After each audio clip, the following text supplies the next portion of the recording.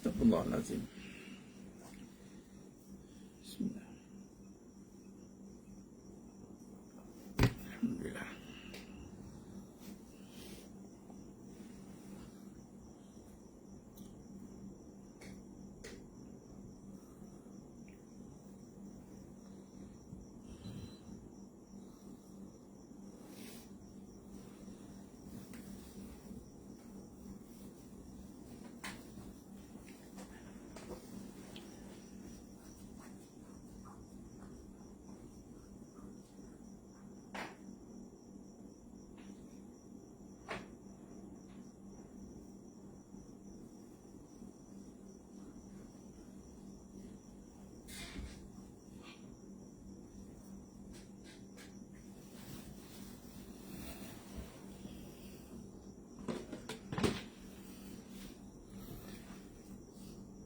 Assalamualaikum warahmatullahi wabarakatuh. Bismillahirrahmanirrahim. Innal hamdalillah nahmaduhu wa nasta'inuhu wa nastaghfiruh wa na'udzu billahi min shururi anfusina wa min sayyiati a'malina. May yahdihillahu fala mudilla lahu wa may yudlil fala hadiyalah. Asyhadu an la ilaha illallah wahdahu la syarika lah. Wa ashhadu anna Muhammadan abduhu wa rasuluh. Allahumma salli ala sayyidina Muhammad wa ala ali sayyidina Muhammad. Wa biyassir wa la tu'assir bitammim bil khair. Rabbi shrah li sadri wa yassir li amri wahlul 'uqdatam min lisani yafqahu qawli. Wa la hawla wa la quwwata illa billahil 'aliyyil 'azim. Wa la manja minallah illa ilaihi. Amma ba'du. Ayuhal mu'minun ittaqullah. Usikum wa iyaya bitaqwallah faqad fazal muttaqun. Sidang jemaah yang dimuliakan Allah Subhanahu wa taala. Mudah-mudahan kita semua tergolong dalam golongan hamba-hambanya yang benar-benar bersyukur. Amin ya rabbal alamin. Alhamdulillah, syukur pada Allah. Allah rezekikan kita pada malam ini untuk bersiaran walaupun dalam masa-masa kecederaan. Sudden death dipanggil. Masa-masa kecederaan. Tinggal berbaki 2 minit untuk melepasi jam 12. Dan begitulah yang sebagaimana saya katakan, selagi mana belum cecah ke 12, kita usahakan tengok suasananya macam mana. Tadi sampai-sampai, alhamdulillah, Allah izinkan. Tadi saya ada pertemuan dengan guru saya, Tuan Guru Niza. Setelah setahun tak berjumpa dengan beliau, berwhatsapp sajalah. Masuk tahun ini 18 tahun lah perhubungan saya dengan beliau, yang membincangkan tadi tentang hala 7 perkembangan Al-Quran. Bagaimana nak membawa Al-Quran itu dalam penterjemahan yang melebar luas dalam konteks pelaksanaan dalam kehidupan. Alhamdulillah, panjang lebar lah perbahasan lama tak jumpa setahun kan. Walaupun begitu, tetaplah saya berhubung di WhatsApp. Itulah tadi bila renung tadi, tahun 2005 sampai sekarang 2005, 18 tahun lah. 18 tahun lah. Pakat dah salam perpisahan lah. Itulah kata rezeki tak dijangka kan. Kita ingat dah tak ada. Itulah geraknya Allah bagi izin ada untuk kita meneruskan munajat umat pada malam ni. Kita terus kepada munajat umat. Dan sedikit perkembangan lah tadi perjumpaan saya dengan beliau, iaitu guru saya, Tuan Guru Niza. Alhamdulillah, perbincangan yang panjang. Dan uruskan ada hajat jemaah tadi, ada jemaah berurusan tentang ada isu. Pernah dengar cerita tak uri hilang? Baby uri hilang. Tanam lepas tu hilang uri. InsyaAllah. Macam cerita Mas Klen. Tak ada.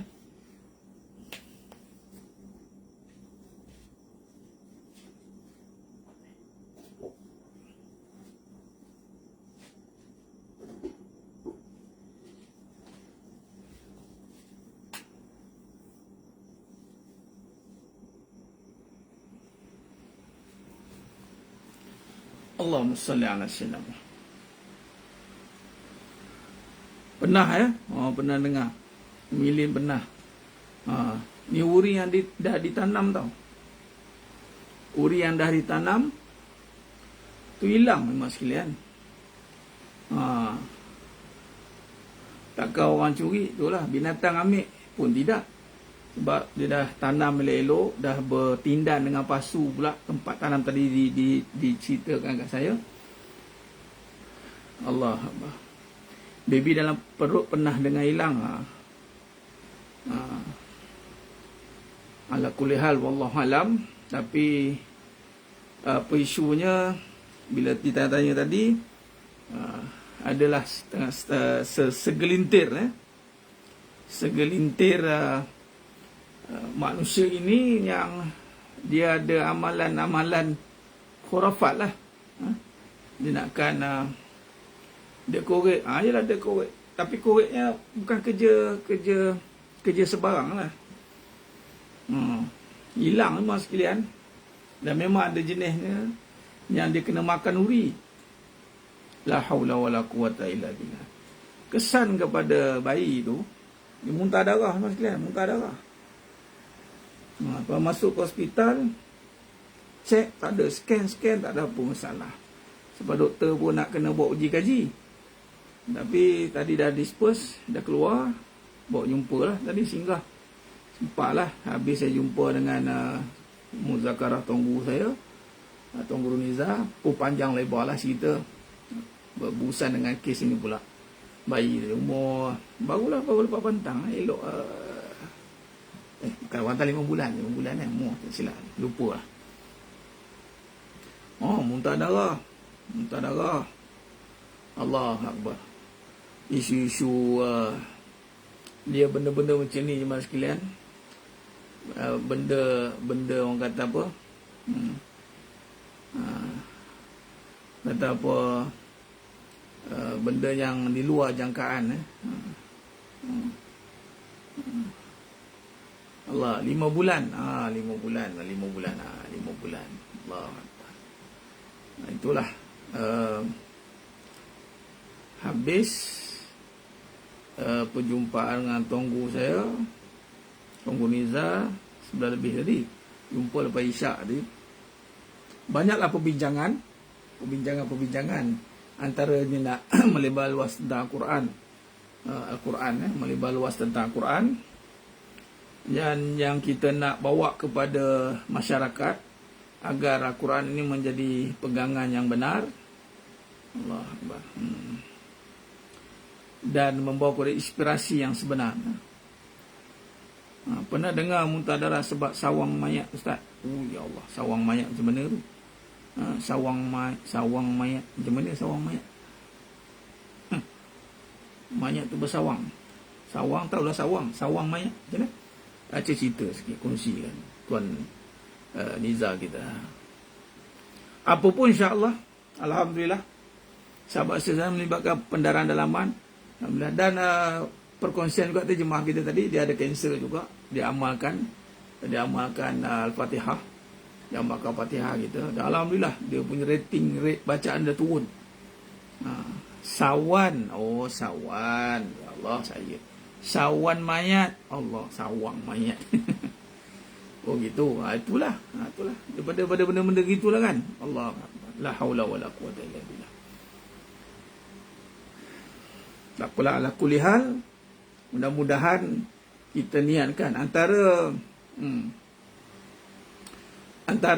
tujuan kelas kita, munajat kita ni sekalian, inilah kita nak doa, nak bantu sebarkan doa kita yang senjata bagi umat ni. Kita doa sebab tak ada cara lain dengan kita silahul mukmin, doa senjatanya. Dengan kita bertawassul dengan suratul Fatihah pula tu, kalamullah. Dan kita berjemaah ni yang konsisten, yang berikan masa kesungguhan ni, memang nilai ibadahnya tinggi. Yang bila dia susah jemaah sekalian, kata Tuan Guru Niza tadi, kau kena cari susah. Saya 18 tahun, diam saya ada hubungan dengan guru 18 tahun. Daripada saya belum kahwin, sampailah kahwin. Soalan pertamanya tanya, berapa orang dah katanya? Dia tanya, berapa orang dah katanya? Anak berapa dia? Allah. Bayangkanlah dia kenal saya daripada tak ada benda. Bujang terang-tantang. Sampailah sekarang ni adalah pemerhati. Sekarang pula ditambah pula Tunggu Dr. Nik Muhammad Syukri kita. Allah memerhatikan perbahasan tentang tauhid. Masya Allah. Dan kita kena susah tu penting. Ada mujahadah sebab nak tengok kita ni duduk di apa? Di kedudukan yang mana? Kedudukan yang lemah atau kedudukan yang kuat. Lalu nak tahu, kita tengok kita sanggup susah. Kalau sanggup susah, kita berada dalam kedudukan yang kuat. Allah bagi. Kahwin suami baru pukul isi pertama, adakah boleh dalam perkara itu? Terima kasih. Oh, kalau dah main pukul, smack down lah. Apa lagi? Pergi kepada pertama begini. Apa pun kesan yang berlaku dalam rumah tangga, soal yang berbalik kepada kita, adakah kita rela menerimanya ataupun bagaimana? Kalau kita rela menerimanya dan berubah kita,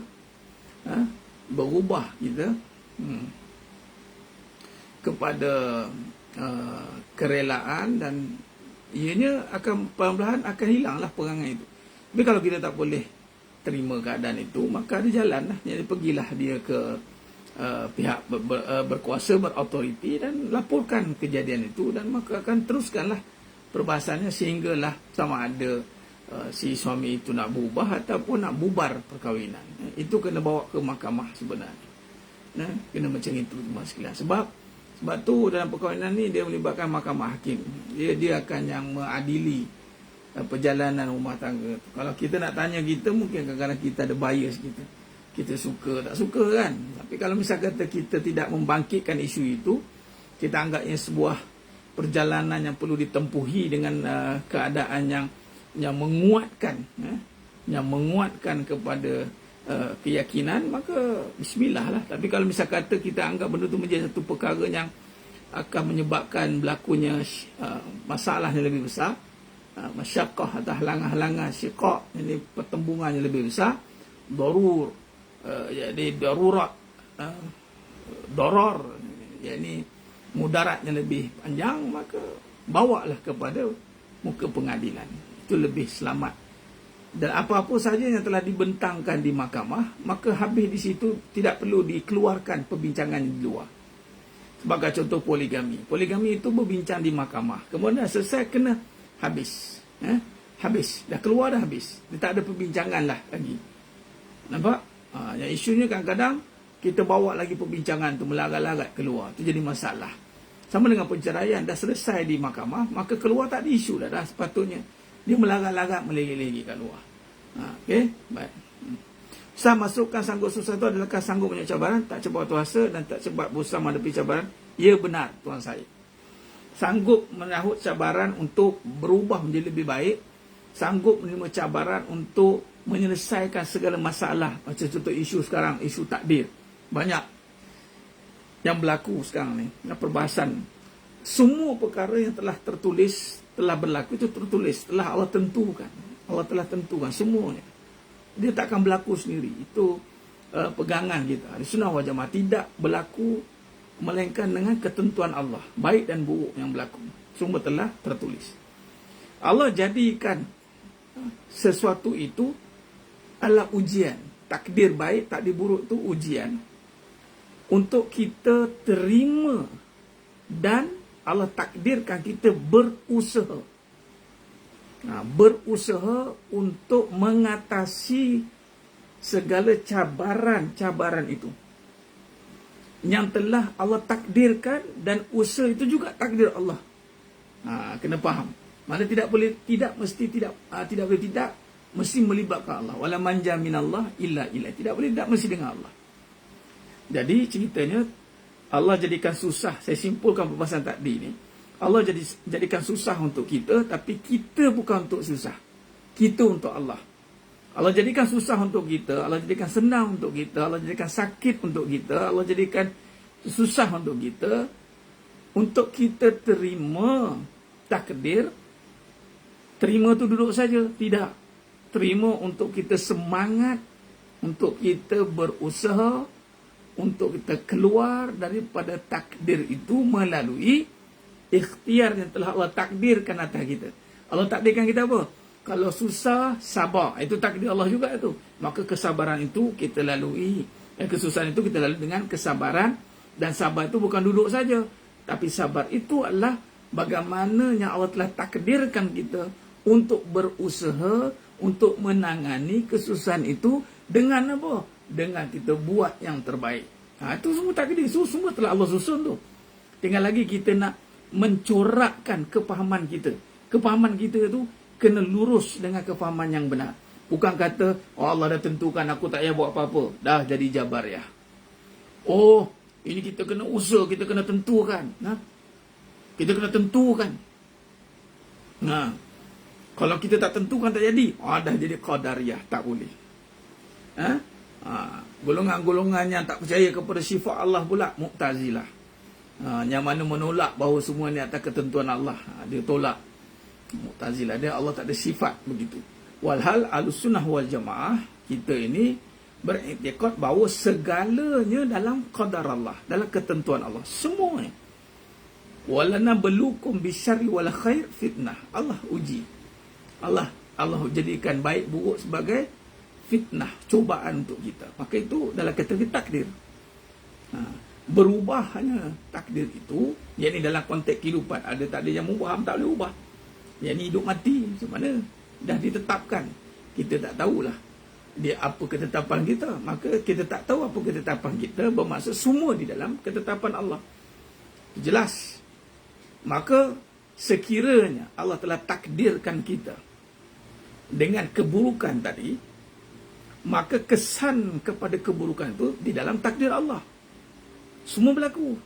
Maka jikalau semua dalam takdir Allah, maka kita kena semangat untuk berusaha memohon pertolongan Allah agar Allah Subhanahu Taala memberikan yang terbaik. Itu saja. Bukan kata kita, sebab tu kena semangat. Dia kena semangat. Dengan Allah kena semangat. Itu cara dia. Orang yang lemah semangat adalah orang yang tidak percaya kepada Allah. Dia telah menyerah diri pada takdir. Dia tidak menyerah diri pada Allah. Orang yang lemah semangat, orang yang menyerah diri kepada takdir. Dia tidak menyerah diri kepada Allah.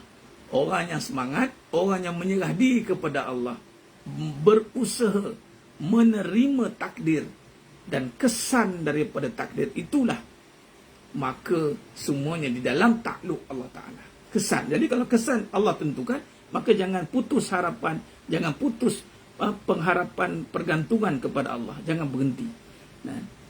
Sangkaan ana inda zanni abdi bi adalah bagaimana Allah SWT menuruti sangkaan, bukan sangka apa yang kita buat jadi. Mana Allah ikut kita. Salah tu. Bukan Allah ikut kita. Kita ikut Allah. Abdi bi.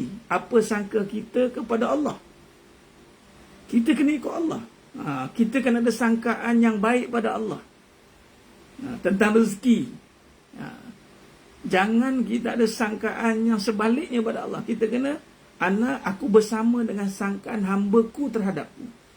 Bersama tu maksudnya Allah merestui, meredai.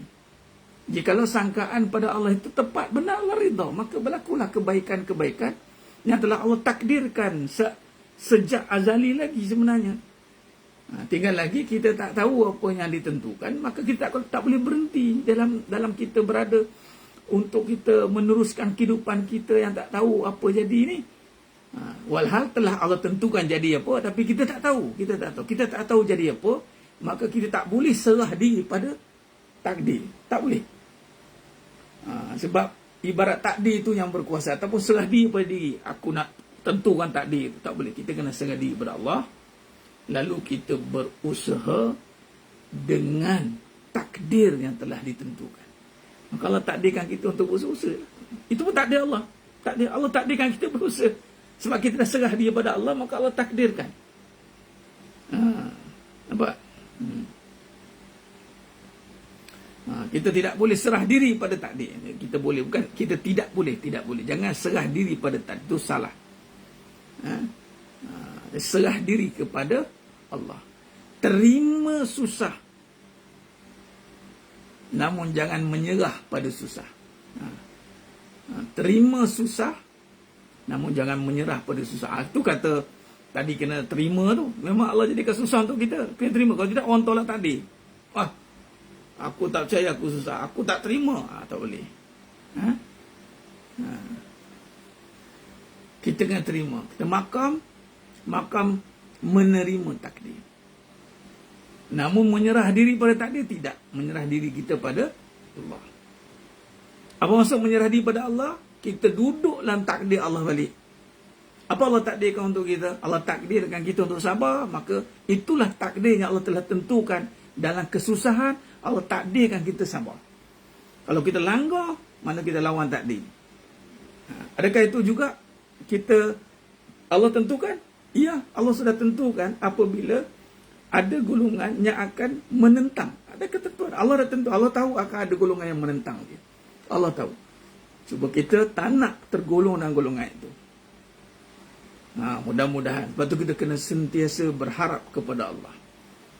Sebab Allah menentukan semuanya, maka sifat atau ciri manusia yang berharap kepada Allah, maka dia tidak akan lemah semangat. Dia tidak akan menyerah pada takdir.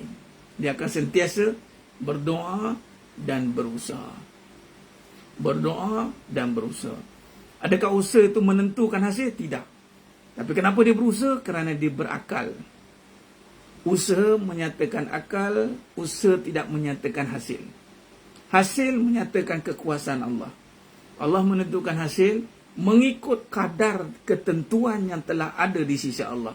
Ilmu Allah kita tidak tahu. Maka kita hanya tahu apa yang Allah tentukan, apa yang Allah takdirkan, semua dalam takdir yang baik.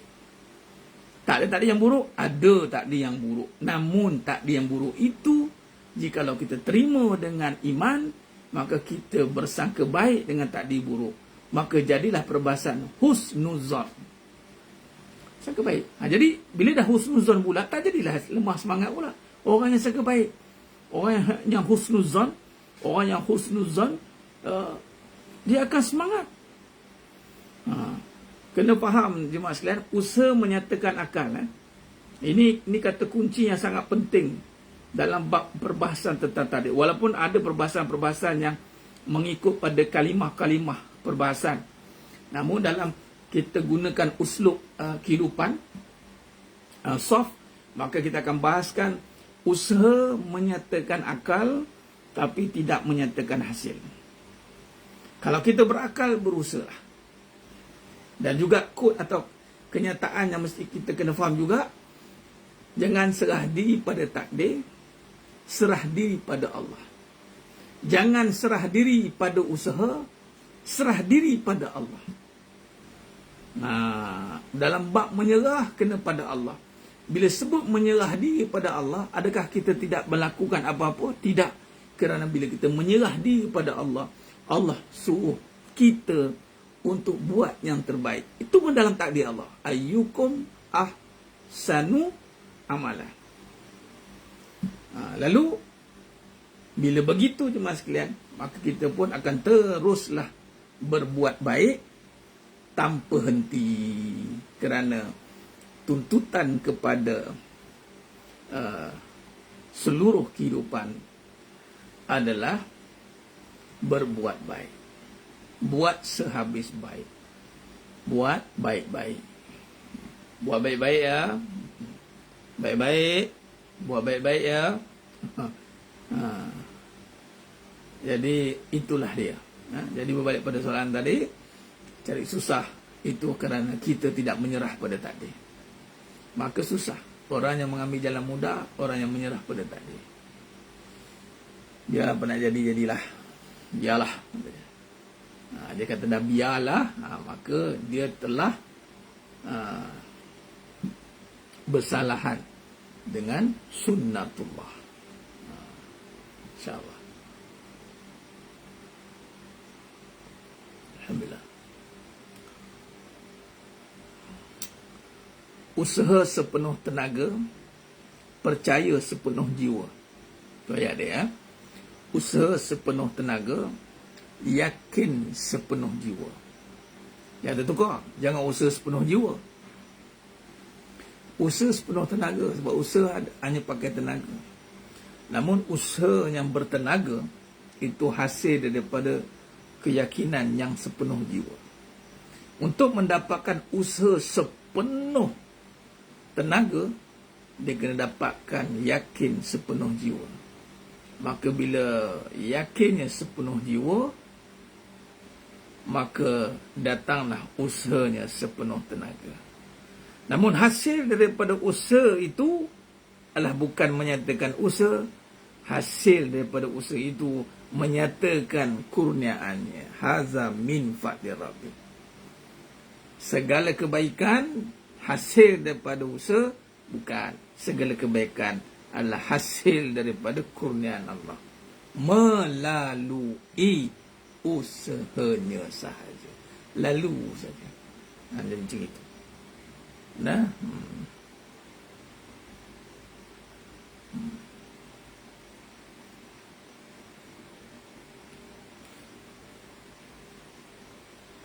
Wallahu alam.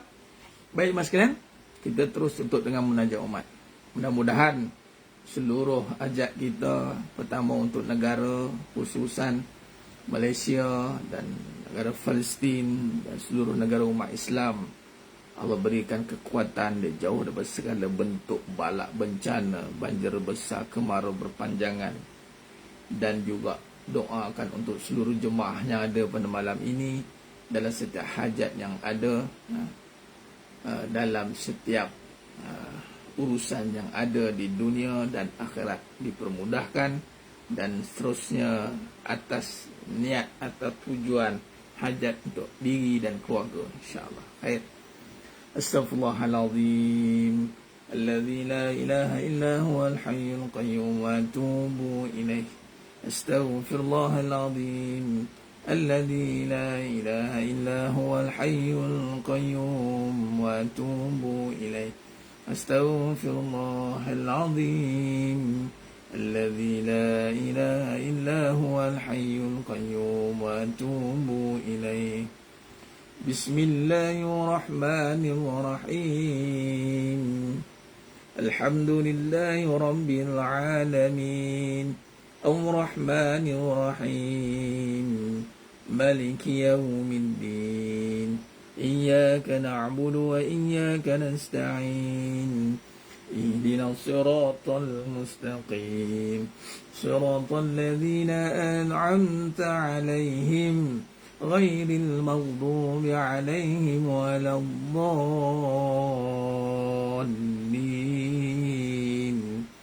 آمين. بسم الله الرحمن الرحيم. الحمد لله رب العالمين الرحمن الرحيم مالك يوم الدين إياك نعبد وإياك نستعين اهدنا الصراط المستقيم صراط الذين أنعمت عليهم غير المغضوب عليهم ولا الضالين آمين.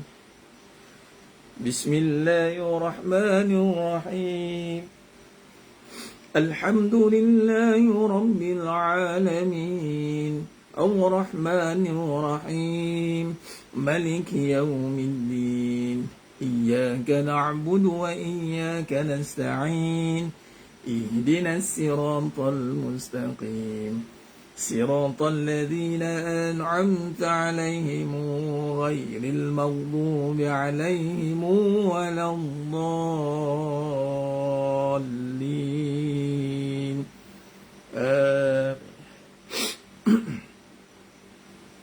بسم الله الرحمن الرحيم. الحمد لله رب العالمين الرحمن الرحيم مالك يوم الدين إياك نعبد وإياك نستعين اهدنا الصراط المستقيم صراط الذين أنعمت عليهم غير المغضوب عليهم ولا الضالين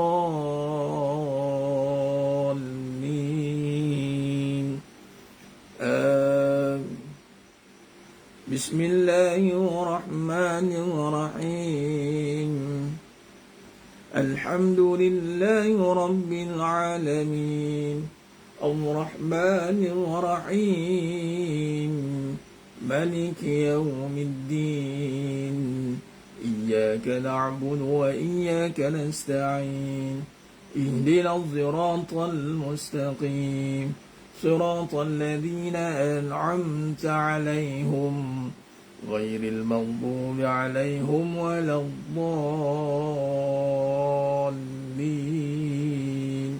آمين بسم الله الرحمن الرحيم الحمد لله رب العالمين الرحمن الرحيم مالك يوم الدين إياك نعبد وإياك نستعين اهدنا الصراط المستقيم صراط الذين أنعمت عليهم غير المغضوب عليهم ولا الضالين آمين بسم الله الرحمن الرحيم الحمد لله رب العالمين الرحمن الرحيم مالك يوم الدين إياك نعبد وإياك نستعين اهدنا الصراط المستقيم صراط الذين أنعمت عليهم غير المغضوب عليهم ولا الضالين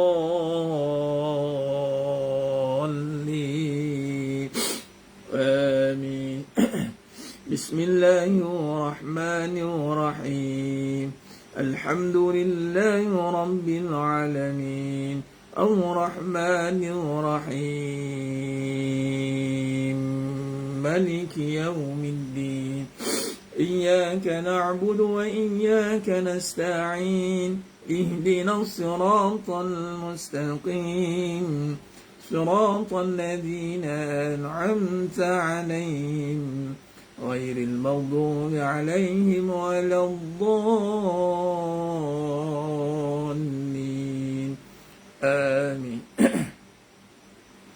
بسم الله الرحمن الرحيم الحمد لله رب العالمين الرحمن الرحيم مالك يوم الدين إياك نعبد وإياك نستعين اهدنا الصراط المستقيم صراط الذين أنعمت عليهم غير المغضوب عليهم ولا الضالين آمين اللهم بالحق الفاتحة وبحق الذي جاء بالفاتحة وبحقك من أنزلت عليه الفاتحة نسألك أن يا الله في حاجة يا الله khususan pada negara Malaysia yang jauh berbalak bencana malapetaka banjir besar kemarau berpanjangan negara Palestin yang membebaskan sekaban Zionis Allah kekuatan berseluruh umat Islam seluruh dunia ya Allah nas'aluka an ya Allah fi kulli hajat ya Rabb khususan bersama jemaah yang ada pada malam ni ya Allah mudahkan ya Allah kabulkan dunia akhirat mudahkan ya Allah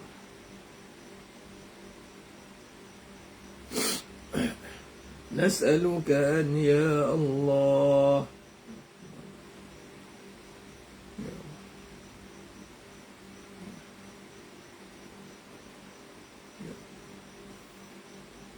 صلى الله على سيدنا محمد وعلى آله وصحبه وسلم Walhamdulillahi Rabbil Alamin.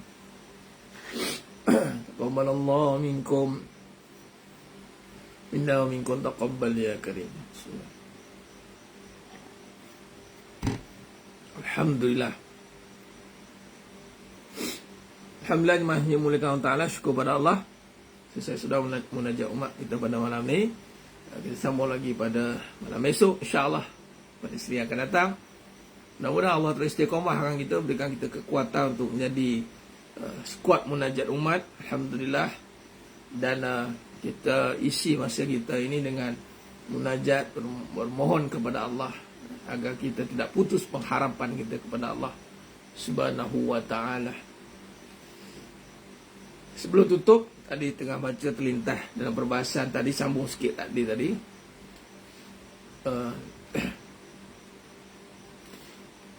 Keburukan yang berlaku di atas muka bumi ini, kejahatan yang berlaku itu, ya, dengan izin Allah. Dengan izin Allah berlaku itu, dia tidak berlaku sendiri. Semua itikad kita la tataharraku zarratun biiznillah, sebab tak ada kekuasaan lain yang boleh datangkan kemudaratan, kejahatan itu. Namun di situ ada perbahasan, tak semuanya Allah izinkan, Allah ridha. Tak semuanya Allah izin, Allah ridha. Kenapa kejahatan itu kena Allah yang izinkan? Kerana sekiranya Allah serahkan kepada manusia untuk tentukan hasil, maka porak-porandalah kehidupan ini. Bagai contoh, santau.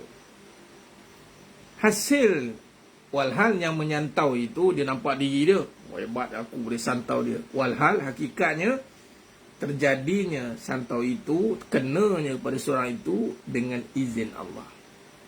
Namun Allah tak ridha atas perkara itu, dia akan dipertanggungjawabkan melalui perbuatan itu. Itu Allah takdirkan juga. Allah bagi kita af'al, akal wal af'al, untuk kita mengatur kehidupan. Namun kehidupan itu hasil tetap Allah. Namun perbuatan itu akan dipertanggungjawabkan di hadapan Allah. Ni kena faham. Kena faham. Hasil ya, walhasil Allah tentukan. Sebab Allah nak jaga. Kiranya Allah tak tentukan, maka bermaharaja lelalah kejahatan, keburukan, hancur. Hara dia baik. Betul tidak?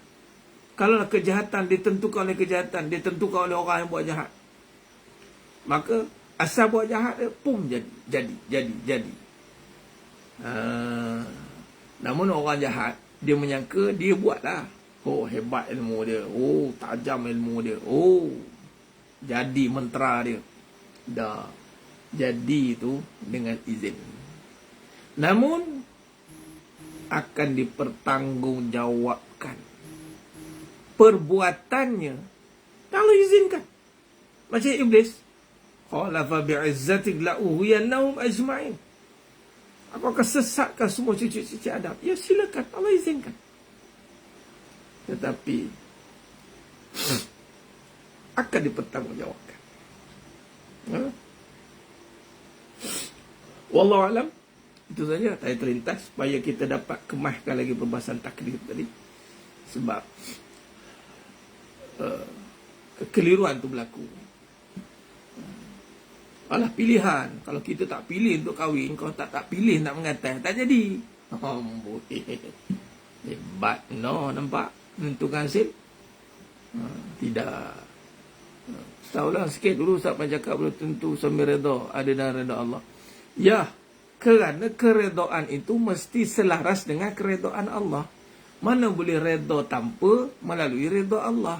Sebab tu redha Allah itu yang utama. Maka suami didatangkan oleh Allah untuk melihat on behalf. Macam itulah saya. Supaya pemeriksa. Patut suami ini memeriksa isterinya. Aku melihat ya Allah, perbuatannya, percakapannya selari dengan kehendak-Mu ya Allah. Lalu aku ridha atas isteriku.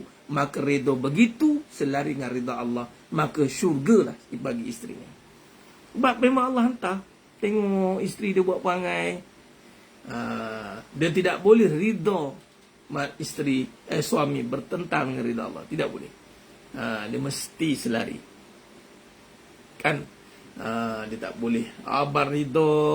Kalau ridha membuta tuli, sekali dia buat perbuatan jahat, seorang isteri membuka aurat sebagai contoh, tiba-tiba suami ridha. Bukan kata isteri kena, suami pun kena sekali. Kenapa kau ridha dengan perkara jahat? Habis. Kalau suami ridha dengan perkara jahat pada isteri, bimbang-bimbang, wa na'udzubillah min zalik, termasuk dalam suami yang dayus. Suami yang dayus itu tidak cium bau syurga, yang mana syurga itu sepatutnya boleh dicium 500 tahun perjalanan. Yang tak dapat cium bau syurga, isteri derhaka, anak derhaka, suami dayus.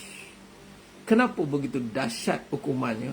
Kerana dia mengambil remeh soal ridha Allah. Ambil remeh Allah, tak apa. Walhal dia tahu. Sebab tu dia buat main. Bagaimana suami tak redha dengan isteri yang sakit untuk jumpa doktor? Redha itu mesti selari dengan syariatullah. Bukan semudah-mudah apa tak redha. Tak ada. Awak derhaka, tak ada, tak jadi. Dia confirm kalau derhaka itu bila isteri yang tak puas hati dengan suami dengan alasan yang tak munasabah, perkataan yang dikeluarkan memang tak puas hati. Itu pun jatuh. Kalau tiba-tiba suami tak redha, marah, apa alasan? Allah akan tanya apa alasan. Sebab tu suami itu kena berilmu. Ya. Wallahualam. Kita akan sambung besok perjalanan perbahasan kita. Mudah-mudahan Allah istiqamahkan kita, InsyaAllah. Baca status saya yang terbaru tentang perkahwinan ya, poligami. Banyak lagi nak cerita ni bab poligami ni. Saya menjawab satu persoalan yang perlu dicantah biar nafsu. Dia kata baru tahu lelaki, baru tahu tercedok kalau isteri boleh berpoligami. Dan ada kalangan asatizah yang memberi tamsilan. Cuba bayangkan kalau suami dimadukan. Ya Rabbi, nak buat belawak orang gagak dia. Tapi bila jadi betul-betul perempuan isteri ada dua suami tu, geli-gelembang kembang tekak pula kita. Tak nak pula sokong pula. Yang baru ni kes. Rupa-rupanya suami ada dua, isteri ada dua suami, kembang tekak itu dengar. Nak sangat contoh-contoh Allah jadikan akhir zaman. Ada berlaku. Ya Rab. Main-main lah. Main-main Allah nak, Allah kata. Allah nak, okey. Dan semua telah tertulis. Ingat yang terjadi tertulis. Dan diingat tak ada orang boleh jawab. Setakat ni memang tak jumpa lagi lah. Sekali dengan usul soft. Allah bukakan hikmahnya. Kita jawab, mari sini. Kalau saya boleh jawab, saya depan-depan cakap kat dia. Awak ni nak jadi wanita spesies apa? Spesies istimewa ke? Istimewa ke kalau boleh didatangi oleh ramai lelaki ni? Walaupun dia cuba nak menghina seorang suami ramai perempuan. Jangan. Orang tak pelik walaupun perangai tu. Kalau orang kata lelaki ni kaki perempuan, iyalah benda tu buruk bunyi kaki perempuan. Tapi kalau perempuan kaki lelaki, buruk lagi. Teruk sangat. Kalau perempuan kaki lelaki, ya Rab. Kalau lelaki kaki perempuan, iyalah teruk juga. Teruk lah kita, apa ni kaki perempuan. Orang lelaki ni kan, tapi lelaki. Tapi kalau perempuan, tiba-tiba orang kata dia ni kaki lelaki, ya Allah. Tahulah nak kata apa. Teruk benar begini.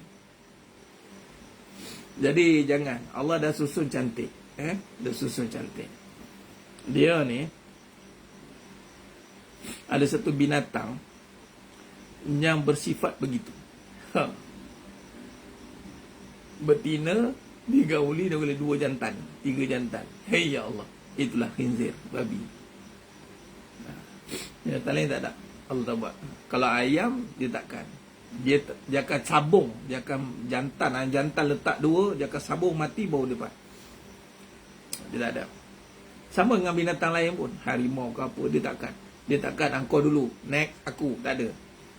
Jenisnya ada spesies, buatlah kajian, tengok binatang khinzir, babi, tengok spesies dia mengawan macam mana. Dia rela 2 jantan dalam tu. Mai sini, jangan. Kucing pun tak, kucing lagi lah bergaduh, dia lagi berebut. Tu keluar dia yang hulu tu, kau kacau lah aku punya.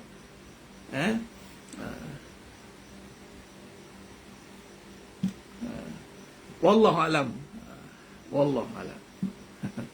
Ada buah-buah dia. Kita akan bongkar jawapan-jawapan yang kena semat di hati, biar kita ada kunci untuk menjawabnya. Wallahu alam. Mohon maaf pada saya kekurangan, terkasar kata kurang bicara. Agar Allah SWT bantu kita, insya-Allah. Sehingga kita bertemu lagi pada siri akan datang. Aku qouli hadza wa sallallahu alaihi wa lakum wa bil taufiq wal hidayah. Assalamualaikum warahmatullahi wabarakatuh. Kita tangguh dengan tasbih kafarah dan suratul asr. Subhanakallahumma wa bihamdik, asyhadu an la ilaha illa anta, astaghfiruka wa atubu ilaik. Bismillahirrahmanirrahim. Wal 'asr. Innal insana fi khusr illa alladhina amanu wa amilus solihat wa tawassaw bil haqq wa tawassaw bis sabr. Wallahu a'lam bissawab. Takbir. Allahu akbar.